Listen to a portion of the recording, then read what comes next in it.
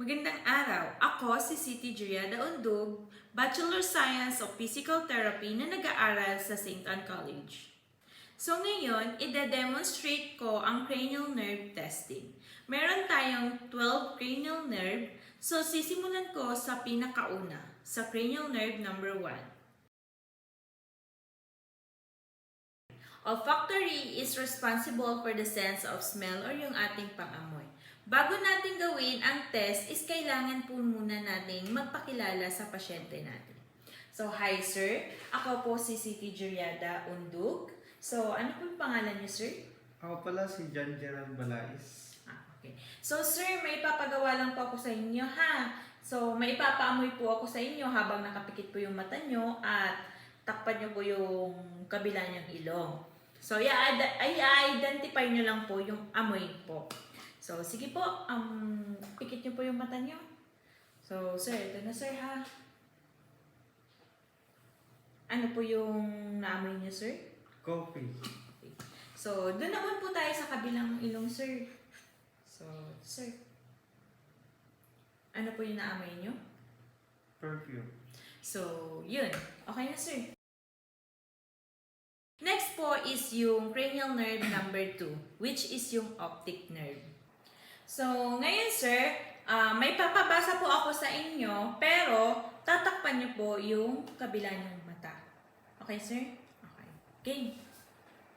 E, F, P, T, O, Z, L, P, E, D, P, E, C, F, D, E, D, F, C, Z, P, F, E, L, O, P, Z, D.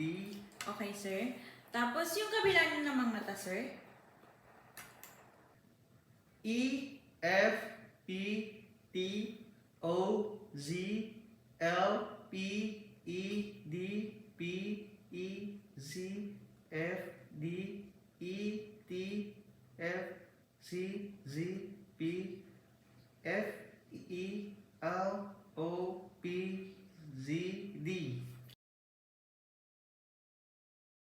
Ang cranial nerve number 3, 4, and 6, which is ang oculomotor, trochlear, and abducens.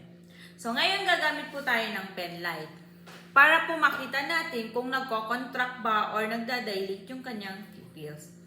So, sir, titingnan po natin yung mata nyo, ha?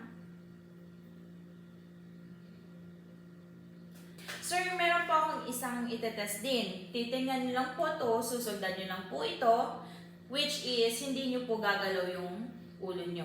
Mata nyo lang po ang gagalaw, okay?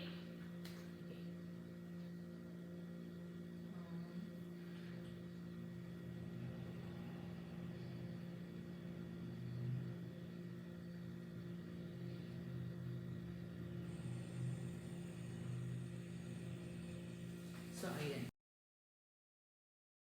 So, ngayon po, ang next po is yung cranial nerve number 5, which is trigeminal. So, yung trigeminal is responsible for sensation ng ating face or yung ating muka. So, ngayon, may papagawa ko sa inyo, sir. I-identify mo lang kung sharp ba or dull. So, pag nilagay ko ito sa ano nyo, mararamdaman nyo is dull lang. Tapos, pag nilagay ko ito is sharp. Okay? So, kailangan nakapikit po yung mata ninyo. Dull, sharp, dull, sharp, dull, sharp, dull, sharp, dull, sharp, dull, sharp. So, next is cranial nerve number 7, which is facial nerve. So, yung facial nerve is responsible siya for controlling our muscle expression. So, sir, gagawin nyo lang, sir, yung papagawa ko sa inyo, sir, ha? So, sir, ikunot nyo nga yung noo nyo. Taas. Ngiti. Ganun. Next is cranial nerve number 8, which is vestibulocochlear. So, yung vestibulocochlear is responsible siya for hearing and balance. So, meron tayong dalawang test. Yung rhyme test and yung Weber's test. So, yung una natin gagawin is yung rhyme test. So, sasabihin mo lang, sir, kung sa likod ba yung malakas na tunog or sa unahan. Okay?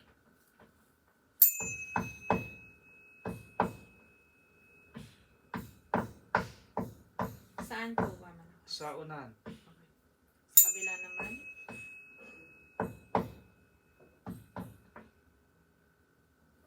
Sa unahan po. Okay. So, ngayon, ang susunod natin itetest is yung Weber's test. Saan po mas malakas? Parehas lang or... Parehas po. So, next is ang cranial nerve number 9 and 10, which is glossopharyngeal and vagus, which is responsible for taste sensation and swallowing. So, ang gagawin niyo po is pangangahin niyo lang po yung pasyente. So, sir, nganga ka nga. Okay. Okay. So, ngayon, itutusok ko po yung iyong palate or i-depress ko sa pababa. Makakaramdam ka ng gag reflex. Okay?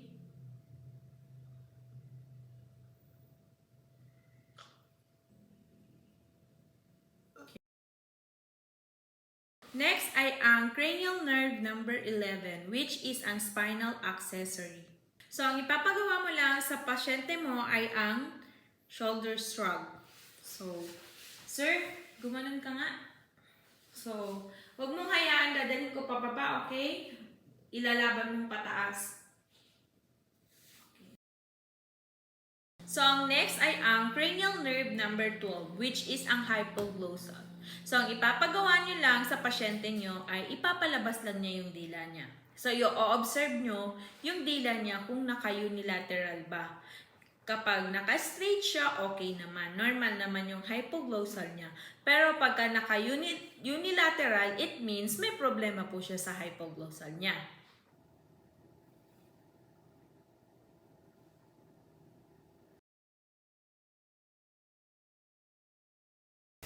So, next ay ang bicep tendon reflex. So, ngayon, ipapalpate lang natin kung nasaan yung tendon. Then, saka natin siya pupupukin ng neurohammer. So, yung bicep tendon is located po siya dito sa baba ng tendon, sa may antecubital fossa. So, ngayon, papalpate. Tigas mo nga. Sige. So, sige, relax na. Relax mo na lang. Nakarelax na ba? Relax na ha? May reflex mo. Yun. Kita.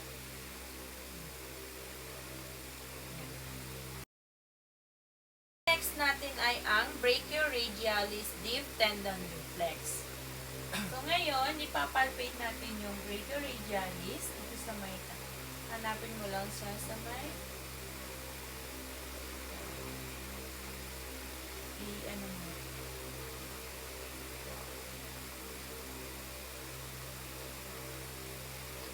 pupukpo ka na.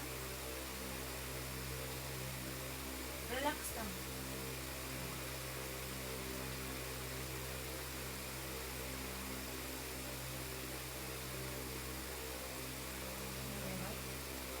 Yan.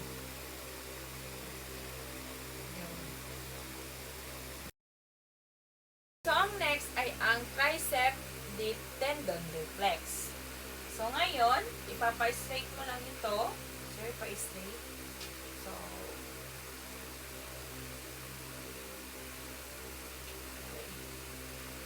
So, papalpate mo lang. Napalpate ko na ho. Relax lang, sir, ha?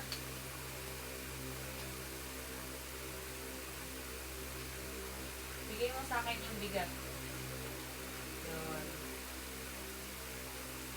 So, pupo ko na, sir, ha?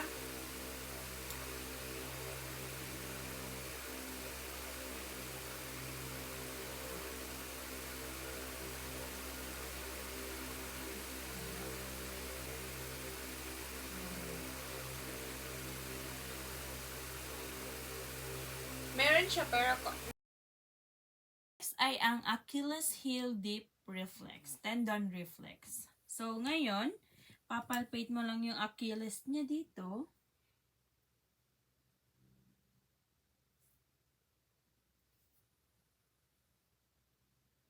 Okay. Pupukpuk ko, sir, ha? Relax.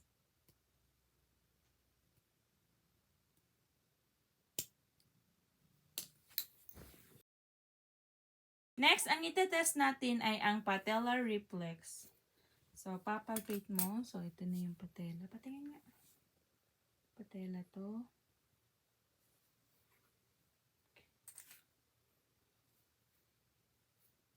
Pupukpuk ko. Relax. Okay.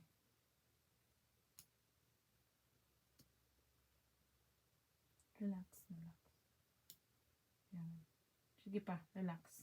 Bigay mo sa akin yung bigat. Yan.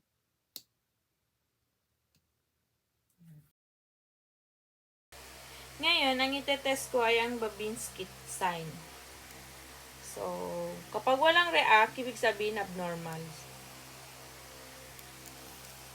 So, yun, may react.